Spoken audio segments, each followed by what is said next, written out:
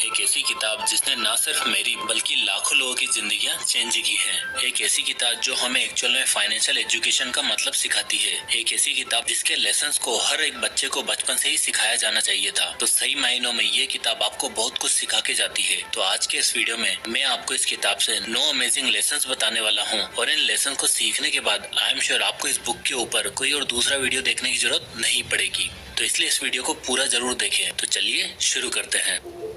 Lesson number 1, the rat race. Robert Kiyosaki ने rich dad poor dad book में एक बहुत ही इंटरेस्टिंग कॉन्सेप्ट के बारे में बताया है जिसे उन्होंने रैट रेस का नाम दिया है। रैट रेस का मतलब एक ऐसी फाइनेंशियल लाइफस्टाइल है जहां आप दिन रात मेहनत करते हो, पैसा कमाते हो ताकि जैसे तैसे आपके घर का गुजारा हो सके, क्योंकि आपके पास पैसिव इनकम का कोई सोर्स ही नहीं है और आप और आपकी फैमिली बस आपकी महीने की सैलरी के ऊपर ही डिपेंडेंट है। तो अगर आप काम नहीं करोगे तो आपके लोन्स कैसे पूरे होंगे, आपके क्रेडिट कार्ड का बिल कैसे जाएगा, आपके बेसिक खर्चे जैसे खाना पीना, इलेक्ट्रिसिटी, इनके बिल कौन भरेगा। और ये सारे खर्चे करने के बाद मंथ एंड तक आपकी जेब में कुछ नहीं बचता और आप वापस से नेक्स्ट मंथ उसी रेट रेस में लग जाते हो जहाँ सारी दुनिया चल रही है। अब हमें ये चीज बहुत नॉर्मल लगती है क्योंकि बचपन से हमें हमारा स्कूल और कॉलेज इसी के लिए ही तैयार करते हैं, क्योंकि जब सारी दुनिया रेट रेस में दौड़ रही है तो हमें भी उसके लिए तैयार किया जाता है और हम बस उसी में लग जाते हैं। बल्कि फॉर्मल एजुकेशन के साथ जो चीज हमें इस रेट रेस से बाहर निकाल सकती थी उसे तो किसी ने बताया तक नहीं, और वो चीज क्या है, वो है फाइनेंशियल एजुकेशन। तो यहीं पे आता है हमारा लेसन नंबर 2, फाइनेंशियल एजुकेशन।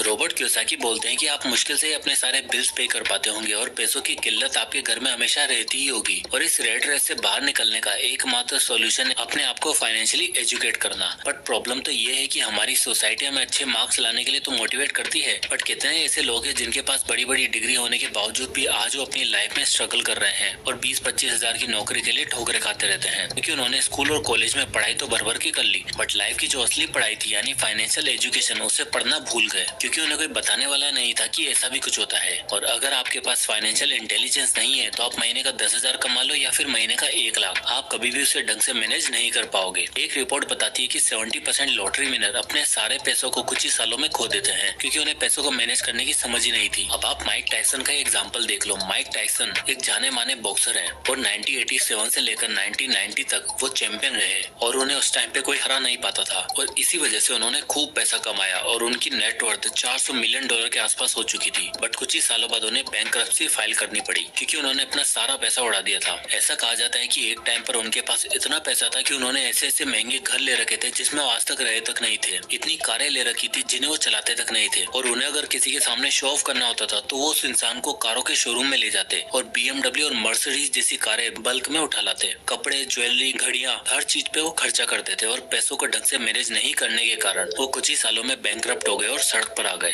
तो अगर आपके पास फाइनेंशियल एजुकेशन नहीं है तो आप लाखों कमाओ या हजारों, आप हमेशा गरीब ही रहोगे और कभी भी पैसों को ढंग से मैनेज नहीं कर पाओगे। तो अगर आपको सही से फाइनेंशियल इंटेलिजेंस सीखनी है तो आपको जो चीज समझनी होगी वो है एसेट वर्सेस लायबिलिटीज का डिफरेंस। तो यहीं पर आता है हमारा lesson number 3, asset versus liabilities. Rich dad poor dad book का सबसे इंपॉर्टेंट लेसन है एसेट और लायबिलिटीज के बीच का डिफरेंस समझना। रॉबर्ट बोलते हैं कि मान लो कल से आपकी नौकरी चली गई और आपकी सैलरी आना बंद हो जाए तो आपकी जेब में पैसा कहाँ से आएगा? तो मोस्टली लोगों का जवाब होगा कहीं से नहीं, क्योंकि उनके पास कोई एसेट ही नहीं है। एक रेंटल प्रॉपर्टी, एक बिजनेस या फिर ऐसा कोई भी चीज जो आपके लिए पॉजिटिव कैश फ्लो जनरेट करके देती है वो आपके लिए एसेट है। और सबसे इम्पोर्टेंट चीज, वो एसेट तभी कहलाएगा जब उससे आपको रेगुलर बेसिस पे इनकम होती रहे। और जो अमीर लोग हैं वो लोग हमेशा एसेट बिल्डिंग पर फोकस करते हैं। वहीं अगर आप ऐसी चीजें खरीद लाते हो जो आपके लिए इनकम जनरेट करके नहीं दे रही, उल्टा आपकी जेब से पैसा निकाल रही है, तो वो लायबिलिटीज कहलाएंगी। और अगर आप एक गरीब इंसान को देखोगे तो उसके पास हमेशा आपको लायबिलिटीज ही दिखाई देगी, क्योंकि फाइनेंशियल एजुकेशन ना होने की वजह से उसने कभी एसेट बनाने का सोचा तक नहीं। तो इसलिए अगर आपको फाइनेंशियल इंडिपेंडेंट बनना है तो आपको एसेट और लायबिलिटीज का डिफरेंस समझना होगा। अब आते हैं लेसन नंबर 4, पे योरसेल्फ फर्स्ट, यानी खुद को सबसे पहले पे करना सीखो। ये बात सबसे पहले richest man in Babylon book में बताई गई थी और रॉबर्ट कियोसाकी भी इस बात को बहुत तवज्जो देते हैं।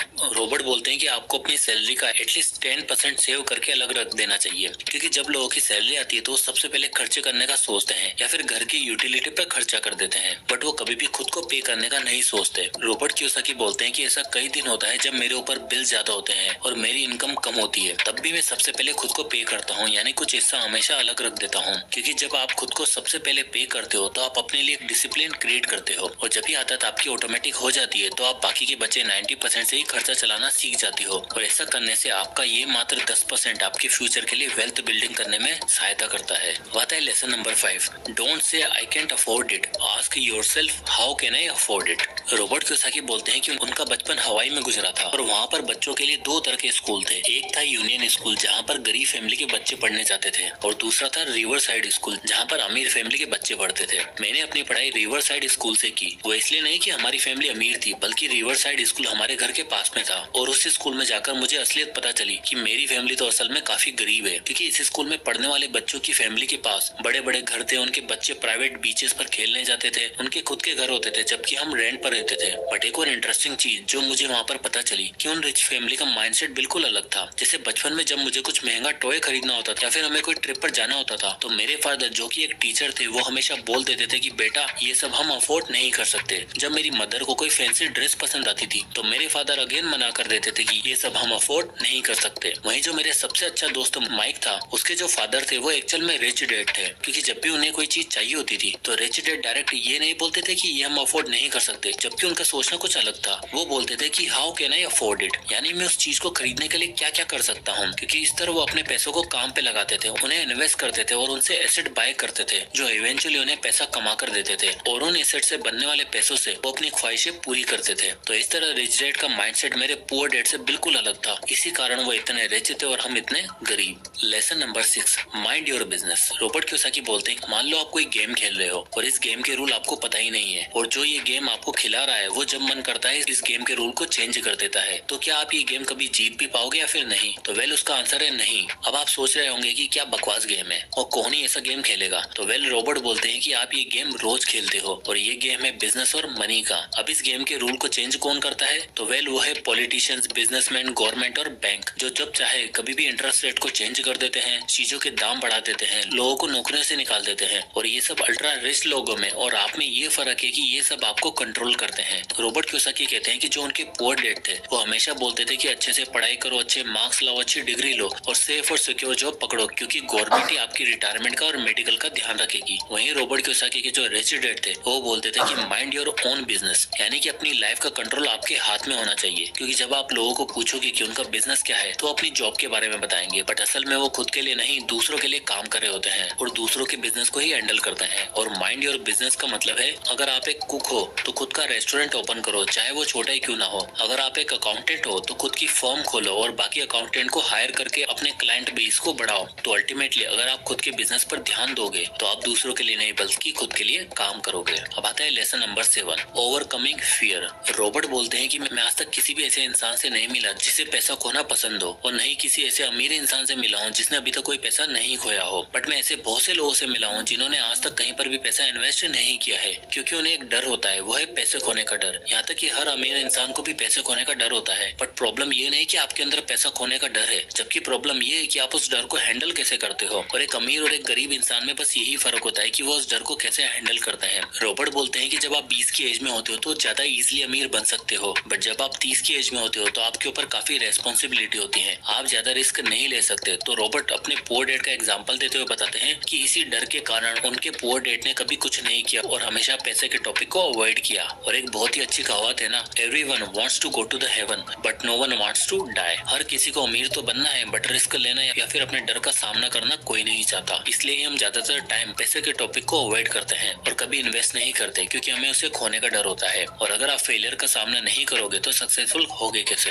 अब आता है lesson number 8, learn how to sell. Robert Kiyosaki बोलते हैं कि जब उन्होंने अपने रिच डैड से कहा कि वो उनकी तरफ बनना चाहते हैं तो उन्हें क्या क्या स्टेप्स लेने होंगे, तो उनके रिच डैड बोले कि अगर तुम मेरी तरह बिजनेसमैन बनना चाहते हो तो तुम्हें सेलिंग की स्किल्स सीखनी होगी। तो इस पर रॉबर्ट थोड़ा शॉक होते हुए बोले, बिजनेस करने के लिए, रियल एस्टेट में इन्वेस्ट करने के लिए मुझे सेलिंग से क्या लेना देना? तो इस पर रिच डैड हंसते हुए बोले कि अगर तुम्हें लगता है कि सेलिंग की स्किल्स का कोई फायदा नहीं है तो तुम गलत हो, क्योंकि आप किसी भी प्रोफेशन में हो तो पैसा कमाने के लिए आपको रोजाना खुद को सेल करना होता है। जैसे कि अगर आप एक डॉक्टर हो तो आप अपने पेशेंट को अपनी एडवाइस सेल करते हो, अपनी अथॉरिटी सेल करते हो और अपनी क्रेडिबिलिटी भी सेल करते हो, जिससे वो आपकी बातों पर विश्वास कर पाए, और जब उन्हें आपके ऊपर विश्वास होगा तभी वो आपके पास दोबारा आएंगे। इसलिए हर जगह आपको सेल करना आना चाहिए, तभी आप पैसा कमा पाओगे। Lesson number 9, work to learn not to earn. Robert Kiyosaki बोलते हैं कि मेरे पुअर डैड के लिए जॉब सिक्योरिटी ही सब कुछ थी, पर मेरे रिच डैड के लिए सबसे इंपॉर्टेंट चीज थी लर्निंग। रिच डैड बोलते थे कि हमें केवल पैसे कमाने के लिए काम नहीं करना चाहिए बल्कि सीखने के लिए काम करना चाहिए।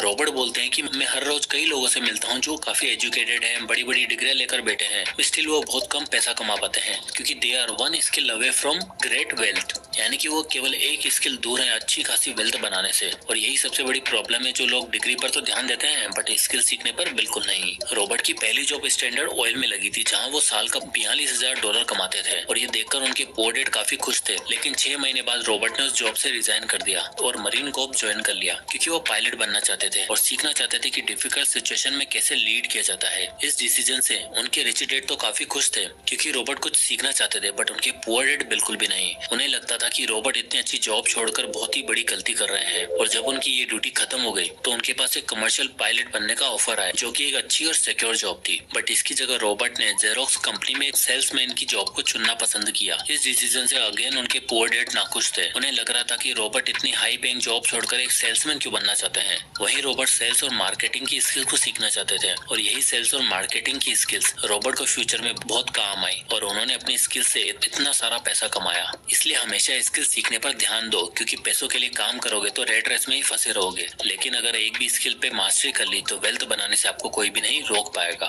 तो दोस्तों, ये थे रिच डैड से 9 अमेजिंग लेसन जो हर एक इंसान को पता होने चाहिए। अभी तक वीडियो को लाइक नहीं किया तो लाइक जरूर कर दीजिए और मैं 9 लेसन को वापस से समराइज कर देता हूँ। नंबर 1, रेट रेस से बाहर निकलो। अगर आपको वेल्थ बिल्डिंग करनी है तो रेट रेस से बाहर निकलना होगा, क्योंकि आज के टाइम पर हर कोई एक सिक्योर जॉब के पीछे पड़ा हुआ है। इसलिए 10,000 की नौकरी के लिए लाखों लोग लाइन में खड़े रहते हैं। इसलिए कुछ ना कुछ ऐसा सीखिए जो आपको बाकी लोगों से अलग रखे और इस रेट रेस को आप तोड़ पाए। नंबर 2, फाइनेंशियल एजुकेशन सीखना सबसे इम्पोर्टेंट है। स्कूल कॉलेज की एजुकेशन सीखना इम्पोर्टेंट है, लेकिन काफी नहीं है। रिच लोगों के लिए तो असली एजुकेशन कॉलेज के बाद स्टार्ट होती है, जब वो रियल वर्ल्ड में आते हैं। इसलिए वेल्थ बिल्डिंग के लिए अपने आप को हमेशा फाइनेंशियली एजुकेट करते रहो। नंबर 3, एसेट बनाने पर ध्यान दीजिए, ना कि लायबिलिटी खरीदने पर। हमेशा कहीं पर भी पैसा खर्च करने से पहले ये जरूर सोचिए कि ये चीज आपकी जेब से पैसा निकालेगी या आपकी जेब में पैसा डालेगी। नंबर 4, हमेशा खुद को पे जरूर कीजिए। आप कितना भी कमाते हो, लेकिन अगर आप खुद को 1 रुपए भी पे नहीं करते तो सारा पैसा कोई काम का नहीं है, क्योंकि आप लाखों ही क्यों ना कमा लो, अगर आप उन पैसों को सेव करके इन्वेस्ट नहीं करोगे तो जहां आज हो कल भी वहीं रहोगे। नंबर 5, हमेशा अपने आप को ये बोलिए कि how I can afford it,